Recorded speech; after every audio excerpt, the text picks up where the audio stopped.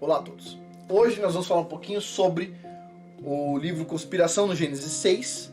O capítulo é este aqui, ó, Moisés, Akhenaten e a dinastia Armana. Então vamos lá, olha só.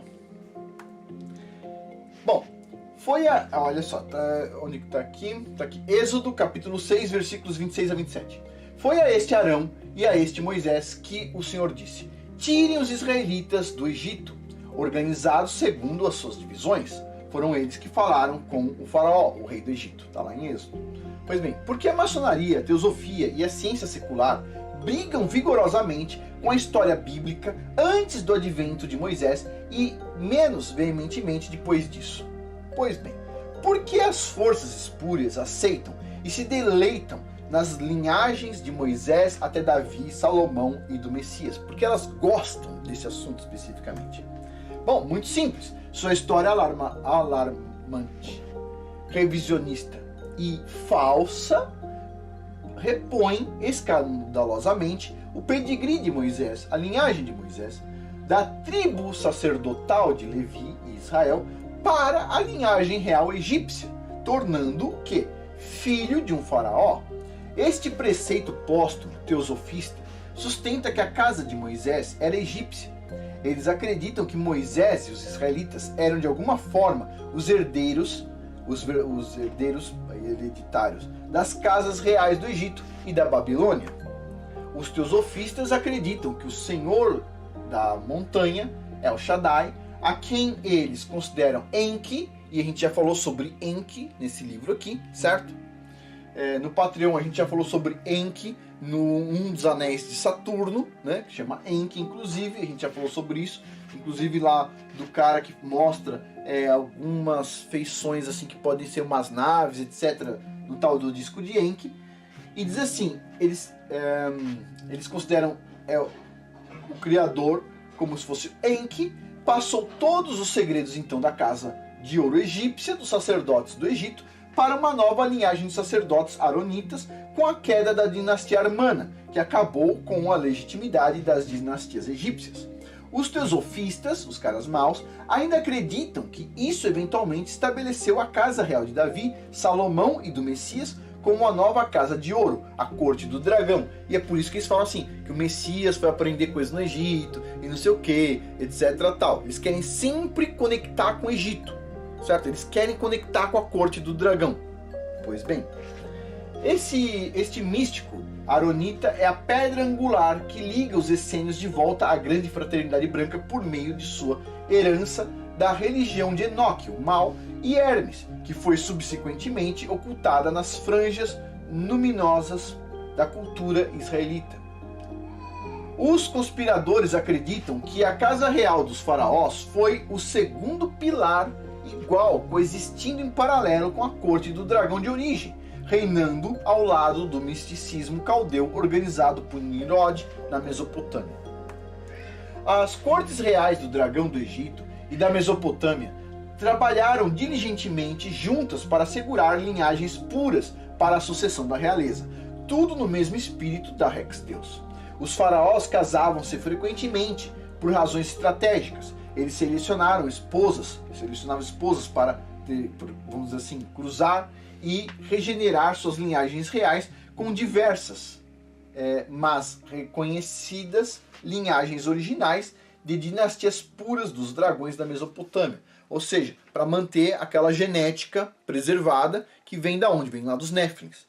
Lembre-se, esse livro todo aqui é sobre como as sociedades secretas e os descendentes dos gigantes, dos Néfilins, planejam escravizar a humanidade. Isso, portanto, perpetuou a descendência patrilinear dos faraós, enquanto aumentava as linhagens matriarcais nas gerações subsequentes. Os faraós geralmente se casavam com suas meias-irmãs nascidas de mães diferentes para progredir nas linhas dinásticas. Dinastias faraônicas, embora geralmente reinassem por descendência patrilinear, ou seja, dragões/corvos, perpetuaram suas dinastias por meio do matriarcado feminino, ou seja, o que o pessoal chama de fadas ou corujas. Bom, por essas razões, então, as linhagens matriarcais descendentes de Maria Madalena, Escota, Temar, Miriam, Bashmat, Lilith e Isis /Gaia foram documentadas, entre aspas, certo, documentadas ao longo dos milênios por cronologistas espúrios dedicados. Documentado, escreveu no papel e documentado. Desculpa, pessoal, olha, o papel aceita qualquer coisa, percebe? Então vamos lá. Narrativas bíblicas que descrevem o nascimento de Moisés e subsequentemente a adoção da Casa Real do Egito são considerados no mundo teosófico como reescritas convenientes e acréscimos ao texto original. Os teosofistas apontam para Êxodo 2, versículos de 1 a 10, como prova de que Moisés era de fato um egípcio. Tipo assim, você está de brincadeira. Citando o incidente em que as 7 filhas midianitas o descreveram como um, pois ele parecia e estava vestido como um. Na verdade, José também estava vestido e parecido como um e não era, certo? Todo mundo sabe disso.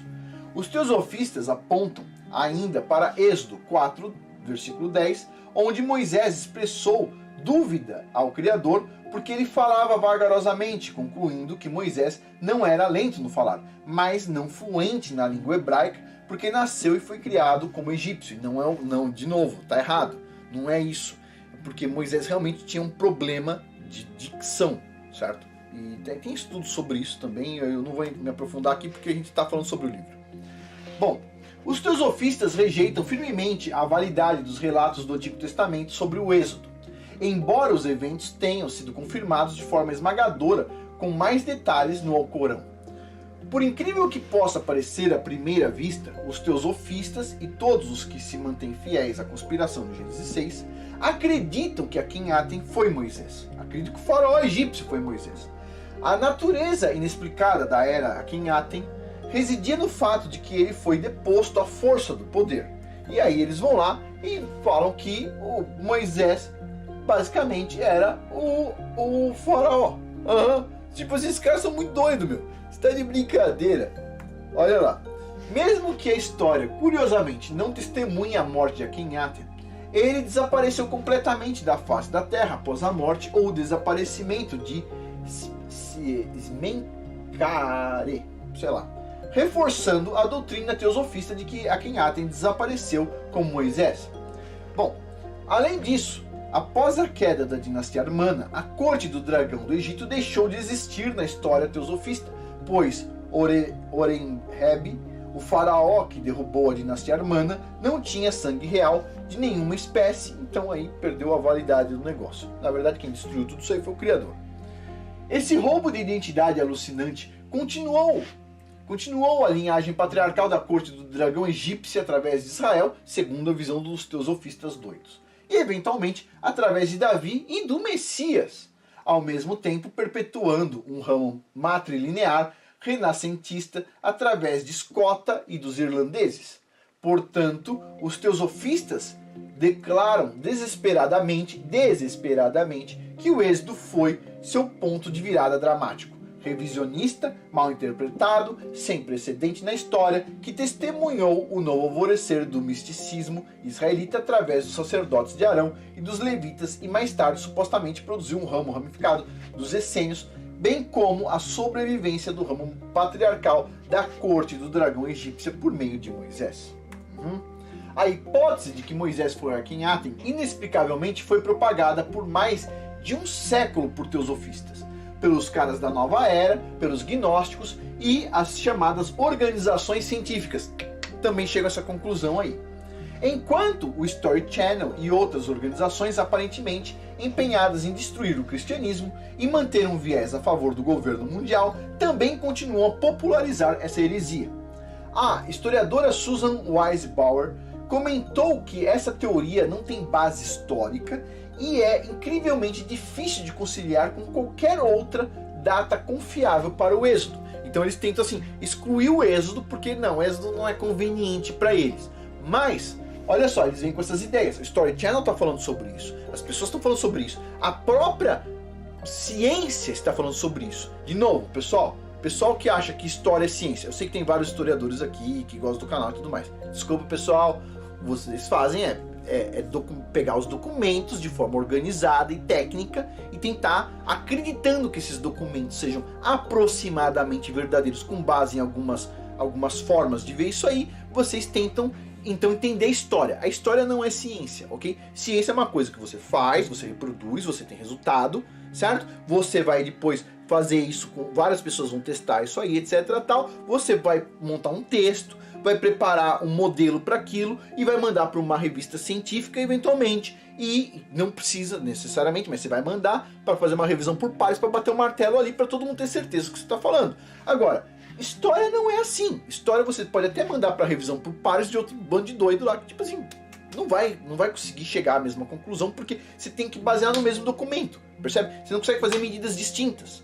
Então assim, ou na verdade sim, existem grupos de documentos que podem dizer a mesma coisa, de novo, todos fraudados, né, pelo mesmo grupo de pessoas, não tem nada demais nisso também.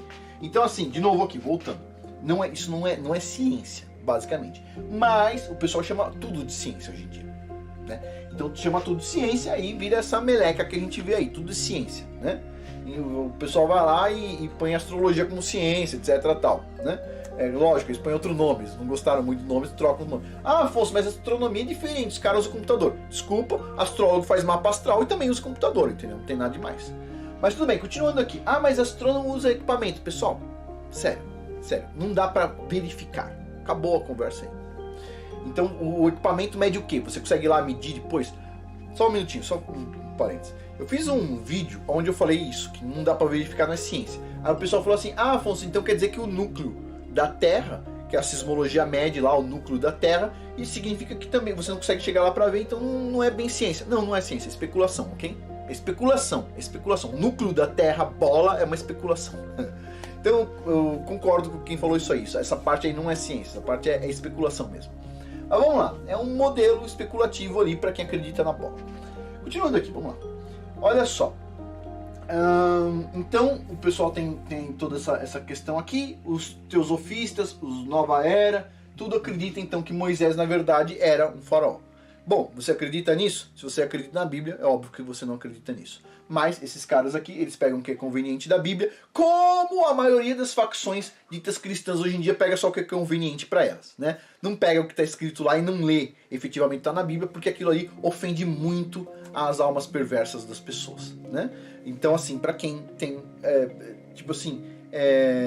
submissão ao Criador, o que ele escreveu é lei e acabou, certo? Bom, e a gente finaliza aqui, e no próximo capítulo a gente vai falar sobre José do Egito. Bom, por hoje é isso. Muito obrigado a todos. Até mais.